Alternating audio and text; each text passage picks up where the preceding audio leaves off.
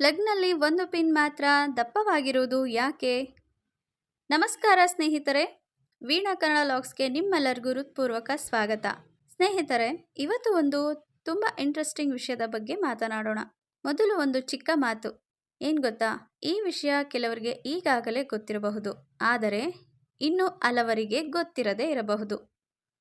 ಯಾಕೆಂದರೆ ನಾವು ಪ್ರತಿದಿನ 3 ಪಿನ್ ಇರುವ ಪ್ಲಗ್ಗನ್ನು ಬಳಸುತ್ತೇವೆ. ಆದರೆ ಅದರಲ್ಲಿರುವ ಒಂದು ಪಿನ್ ಮಾತ್ರ ಯಾಕೆ ದಪ್ಪವಾಗಿರುತ್ತದೆ ಅಂತ ಯೋಚಿಸುವವರು ತುಂಬ ಕಡಿಮೆ. ಅದಕ್ಕಾಗಿಯೇ ಈ ವಿಷಯವನ್ನು ಆಯ್ಕೆ ಮಾಡಿಕೊಂಡಿದ್ದೇನೆ ಸ್ನೇಹಿತರೆ. ನಿಮಗೆ ಈ ವಿಷಯ ಈಗಾಗಲೇ ಗೊತ್ತಿದ್ದರೆ ತುಂಬ ಸಂತೋಷ. ಗೊತ್ತಿಲ್ಲದವರ ಜೊತೆಯೋ ಈ ಮಾಹಿತಿಯನ್ನು ಹಂಚಿಕೊಳ್ಳಿ ಸ್ನೇಹಿತರೆ. ಹಾಗಾದರೆ ಈ ಚಿಕ್ಕ ಪಿನ್ ಹಿಂದೆ ಅಡಗಿರುವ ದೊಡ್ಡ ಕಾರಣ ಏನು ಅಂತ ಈಗ ತಿಳಿದುಕೊಳ್ಳೋಣ ಬನ್ನಿ ಸ್ನೇಹಿತರೆ, ನಾವು ಮನೆಯಲ್ಲಿ ಬಳಸುವ 3 ಪಿನ್ ಪ್ಲಗ್ಗನ್ನು ಒಮ್ಮೆ ಗಮನಿಸಿ. ಅದರಲ್ಲಿರುವ ಮೇಲಿನ ಒಂದು ಪಿನ್ ಉಳಿದ 2 ಪಿನ್ಗಳಿಗಿಂತ ದಪ್ಪವಾಗಿರುತ್ತದೆ. ಇದು ಯಾಕೆ ಗೊತ್ತಾ? ಆ ದಪ್ಪ ಪಿನ್ ಅನ್ನು ಅರ್ತ್ ಪಿನ್ ಎಂದು ಕರೆಯುತ್ತಾರೆ. ಇದು ಸಾಮಾನ್ಯವಾಗಿ ವಿದ್ಯುತ್ ಹರಿಸುವುದಕ್ಕಾಗಿ ಅಲ್ಲ, ಬದಲಾಗಿ ನಮ್ಮ ಸುರಕ್ಷತೆಗಾಗಿ ಮಾಡಿರುವ ಒಂದು ಮುಖ್ಯ ವ್ಯವಸ್ಥೆ.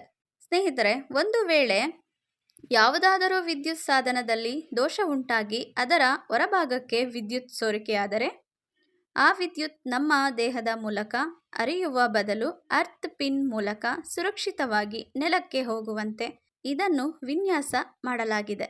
ಇದರಿಂದ ವಿದ್ಯುತ್ ಶಾಕ್ ಆಗುವ ಅಪಾಯ ಕಡಿಮೆಯಾಗುತ್ತದೆ.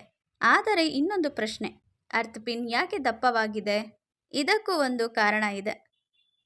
ಪ್ಲಗ್ಗನ್ನು ಸಾಕೆಟ್ಗೆ ಹಾಕುವಾಗ ಅರ್ತ್ ಪಿನ್ ಮೊದಲು ಸಂಪರ್ಕ ಹೊಂದುತ್ತದೆ.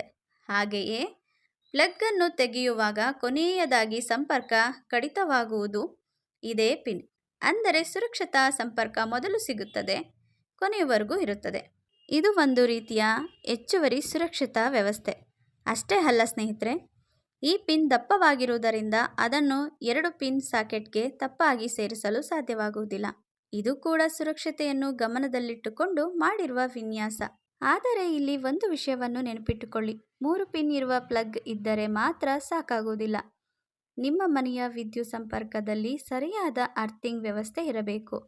ಆಗ ಮಾತ್ರ ಈ ಸುರಕ್ಷತಾ ವ್ಯವಸ್ಥೆ ಸರಿಯಾಗಿ ಕೆಲಸ ಮಾಡುತ್ತದೆ. ಹಾಗಾದರೆ ಸ್ನೇಹಿತರೆ, ಪ್ರತಿದಿನ ನಮ್ಮ ಕಣ್ಣ ಮುಂದೆ ಇರುವ ಒಂದು ಚಿಕ್ಕ ಪಿನ್ ಹಿಂದೆ ಇಷ್ಟೊಂದು ದೊಡ್ಡ ಸುರಕ್ಷತಾ ಕಾರಣ ಅಡಗಿದೆ. ಈ ವಿಷಯ ನಿಮಗೆ ಮೊದಲೇ ಗೊತ್ತಿತ್ತಾ ಅಥವಾ ಇವತ್ತೇ ಮೊದಲ ಬಾರಿ ಗೊತ್ತಾಯಿತಾ? ಕಮೆಂಟ್ನಲ್ಲಿ ತಪ್ಪದೆ ತಿಳಿಸಿ. ಈ ಮಾಹಿತಿ ನಿಮಗೆ ಉಪಯುಕ್ತವಾಗಿದ್ದರೆ ಒಂದು ಲೈಕ್ ಮಾಡಿ. ಇಂತಹ ದಿನನಿತ್ಯದ ಜೀವನಕ್ಕೆ ಸಂಬಂಧಿಸಿದ ಕುತೂಹಲಕಾರಿ ಮತ್ತು ಉಪಯುಕ್ತ ಮಾಹಿತಿಗಳಿಗಾಗಿ ವೀಣಾ ಕನ್ನಡ ಲಾಗ್ಸ್ ಚಾನಲನ್ನು ಸಬ್ಸ್ಕ್ರೈಬ್ ಮಾಡಿಕೊಳ್ಳಿ. ಮತ್ತೊಂದು ಹೊಸ ವಿಷಯದೊಂದಿಗೆ ಮುಂದಿನ ವಿಡಿಯೋದಲ್ಲಿ ಭೇಟಿಯಾಗೋಣ. ಧನ್ಯವಾದಗಳು. ಶುಭವಾಗಲಿ.